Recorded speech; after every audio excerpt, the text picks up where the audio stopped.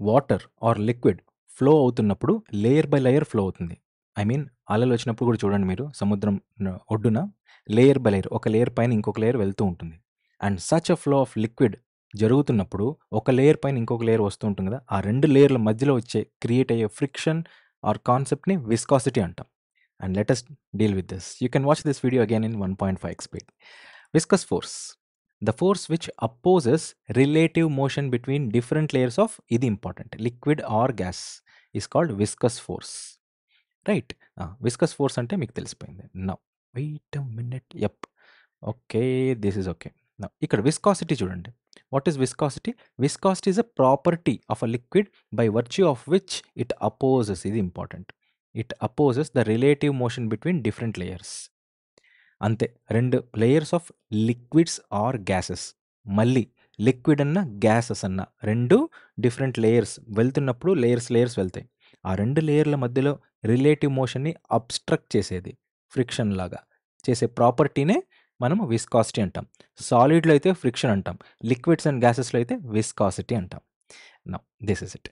Viscosity అనేది only for gases and liquids, not for solids. సాలిడ్స్లో viscosity 0 ఉంటుంది because molecular moment అనేది సాలిడ్లో ఉండదు. నౌ విస్కాసిటీ ఆఫ్ లిక్విడ్ అనేది దేనివల్ల అవుతుంది? Only because of cohesive forces between the molecules. అంటే ఏంటి కొహెసివ్ ఫోర్స్ అంటే? లాస్ట్ క్లాసెస్లో చూసాం.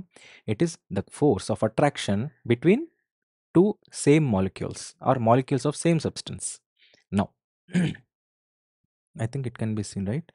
Okay, let him go this side. Okay, now see viscosity ikkada varaku okay. Okay. Viscosity in a gas, liquid వరకు okay. గ్యాస్‌లోగిన viscosity జరిగింది అనంటే దానికి అర్థం ఏం తెలిసిన? మాలిక్యూల్స్ అనేటివి ఒక లేయర్‌లో నుంచి ఇంకొక లేయర్‌కి డిఫ్యూజ్ అవుతున్నాయి. అంటే ట్రావెల్ చేస్తున్నాయి. అప్పుడే విస్కాసిటీ ఆఫ్ గ్యాస్ అనేది పాసిబుల్ అవుతుంది. నెక్స్ట్ విస్కాసిటీ ఆఫ్ గ్యాసెస్ అనేది much lesser than viscosity of liquids.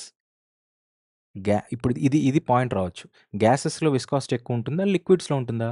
Density ఎక్కడైతే ఎక్కువ ఉంటుందో అక్కడే ఎక్కువ విస్కాసిటీ ఉంటుంది. అంతే కదా! డెన్సిటీ అంటే number of particles in a unit area. Unit ఏరియాలో ఎక్కువ ఉన్నాయంటే అక్కడ ఫ్రిక్షన్ ఎక్కువ ఉంటుంది 2 లేయర్స్ మధ్యలో. And that is what. Density ఎక్కడ ఉంటుంది?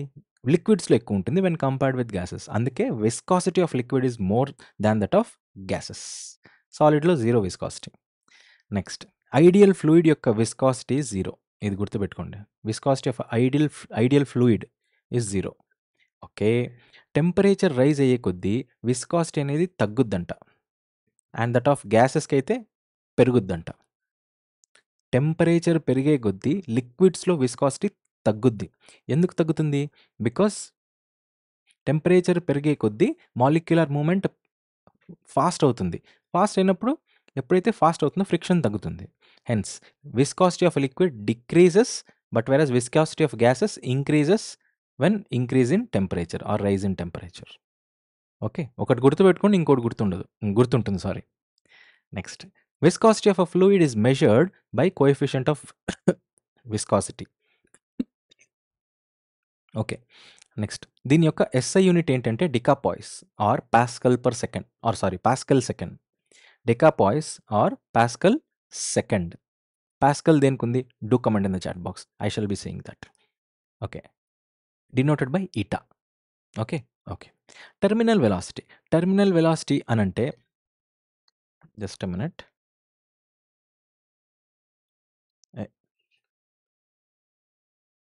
ఓకే.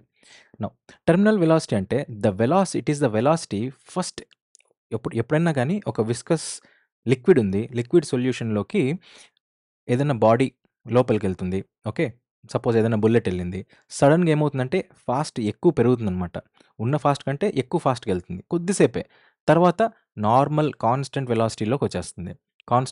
వెలాసిటీలోకొచ్చేస్తుంది. అంటే బుల్లెట్‌కి ఎక్స్‌టర్నల్ ఫోర్స్ లేదు కాబట్టి ఆగిపోతుంది.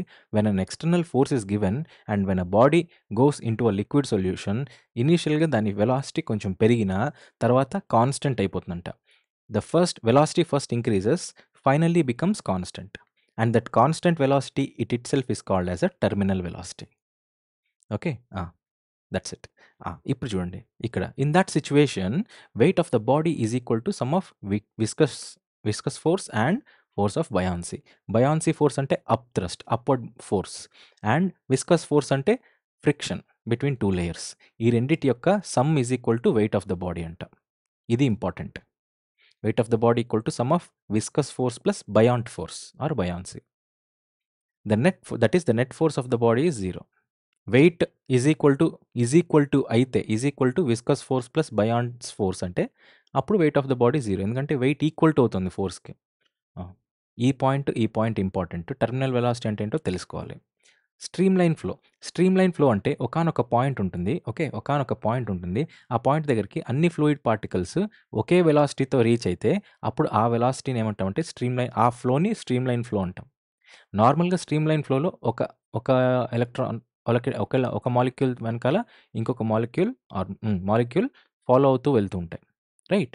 అలా వెళ్తున్నప్పుడే స్ట్రీమ్ లైన్ ఫ్లో అనేది కంటిన్యూ అవుతుంది. That's it. The flow of fluid is set to be stream line flow when the fluid particles reaching a particular point is same all time. Stream line అంటే ఒకటి దాని తర్వాత ఒకటి వెనకాల ఒకటి, అలాంటి ఫ్లోని స్ట్రీమ్ లైన్ ఫ్లో అంటాం. సింపుల్. ఇదేం అంత ఇంపార్టెంట్ కాదు. Now critical velocity important. Critical velocity అంటే మ్యాక్సిమం వెలాసిటీ టు విచ్ ఆ ఫ్లూయిడ్ అనేది ఫ్లూయిడ్లో ఉండే మాలిక్యూల్స్ మోషన్లోకి వెళ్ళగలవు, దాన్ని క్రిటికల్ వెలాసిటీ అంటాం. ఓకే, కానీ ఇన్ స్ట్రీమ్ లైన్ అంటే ఒకటి వెనకాల ఒకటి వెళ్తూ ఉంటూ మ్యాక్సిమం వెలాసిటీ ఎంత రీచ్ కాగలవో ఆ మ్యాక్సిమం వెలాసిటీని క్రిటికల్ వెలాసిటీ అని అంటాం, right? Critical. Clearly velocity of flow is below critical velocity. VC critical velocity కంటే తక్కువ ఉంది అని అంటే it is in stream line flow. Velocity in stream line flow, that's it. కానీ క్రిటికల్ వెలాసిటీ కంటే ఎక్కువ ఉందనుకోండి ఫ్లూయిడ్ది, ఓకే, అప్పుడు ఈ ఫ్లూయిడ్ని ఏమంటాం? ద ఫ్లో ఈజ్ టర్బ్యులెంట్ అంటాం. If the velocity is above the critical velocity then the flow is turbulent.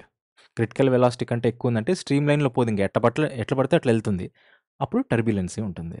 Okay, next, if the velocity of flow is less than the critical velocity the rate of flow of fluid depends basically on viscosity of liquid.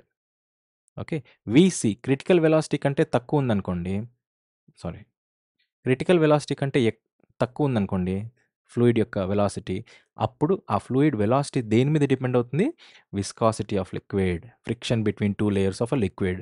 Okay, velocity flow అనేది more than critical velocity ఉందనుకోండి, అప్పుడు rate of flow అనేది దేని మీద depend అవుతుంది? Density of a liquid and not on viscosity.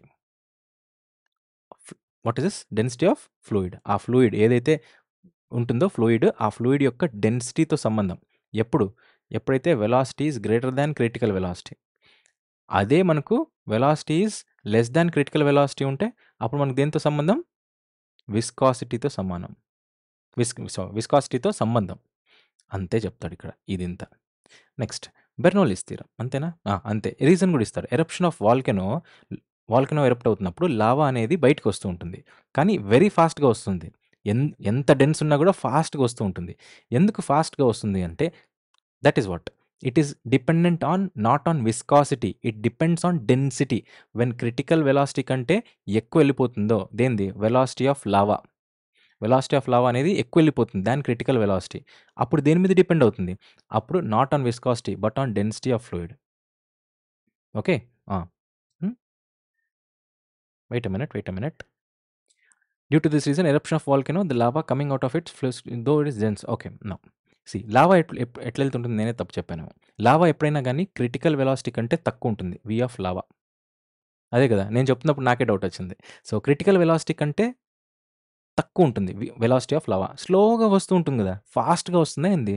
No. అందుకే ఎప్పుడైతే critical velocity కంటే తక్కువ ఉంటుందో వెలాసిటీ ఆఫ్ లావా, అప్పుడు దేని మీద డిపెండ్ అవుతుంది? విస్కాసిటీ మీద డిపెండ్ అవుతుంది, not on the density. Okay, ఇక్కడ చూడండి, ఫ్లో ఈజ్ క్రిటికల్ వెలాసిటీ కంటే ఫ్లో అనేది లెస్ దాన్ ఉంటే depends basically on viscosity of liquid. దీని మీద కాన్సెప్ట్ అయ్యే ఎరప్షన్ ఆఫ్ వాల్కెనో ఉంటుంది. వాల్కెనో డెన్స్గా ఉన్నా కూడా స్మూత్గా వెళ్తూ ఉంటుంది because of viscosity. Got it? ఈ ఎగ్జాంపుల్ చూసుకోండి, చాలా ఇంపార్టెంట్. నేను కూడా కన్ఫ్యూజ్ అయినా సడన్గా, ఎందుకంటే తొందర పడకూడదు. తొందర పడితే ఇట్లా ఉంటుంది.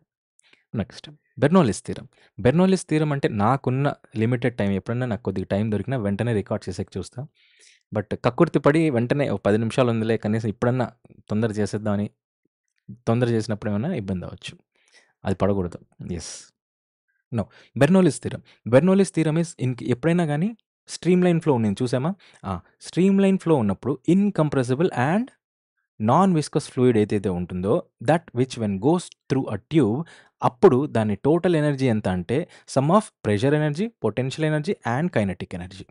బాగా గుర్తుపెట్టుకోండి. ఒక లిక్విడ్ స్ట్రీమ్ లైన్ ఫ్లోలో వెళ్తున్నప్పుడు and that liquid is non viscous liquid and incompressible. Compress చేయలేనటువంటిది, friction లేనటువంటి లిక్విడ్ స్ట్రీమ్ లైన్ ఫ్లోలో వెళ్తే దాని total energy sum of kinetic energy, potential energy and pressure energy. This is Bernoulli's theorem. Okay. Next ఇక్కడ ఉంది కదా. Let me see this. I think కనిపించట్లేదు అనుకుంటా. Now is it okay? Yup. Oh. Now it is it. Unit of fluid is same at all points. Bernoulli's థీరంలో fluid యొక్క unit of volume of fluid is same at all points. And this theorem simply is not only Bernoulli's theorem, it is actually the principle of conservation of energy. ఏది Bernoulli's theorem అనేది it is completely based on the principle of law of conservation of energy. Neither can be created nor can be destroyed. And venturi meter అనేది important అవుతుంది. ఇది కాదు important. Venturi meter అనేది important. It is a device use to measure the rate of flow of fluid which works on బెర్నౌల్లిస్ theorem. బెర్నౌల్లిస్ theorem మీద work అయ్యే fluid యొక్క flow వెలాసిటీని కనుక్కోవాలి అని అంటే రేట్ ఆఫ్ ఫ్లోని వెంచురీ మీటర్ అంటారు. ఆ కనుక్కునే డివైస్ని వెంచురీ మీటర్ అంటాం. This is it and this is all. Viscosity అంటే ఇంతే. It is about liquid and గ్యాసెస్లో ఉండే friction concept or abstraction of relative force, abstraction of relative moment. So this is it. ఇంకా ఏమైనా ఉన్నాయంటే do comment in the chat box and I shall be waiting. Bye.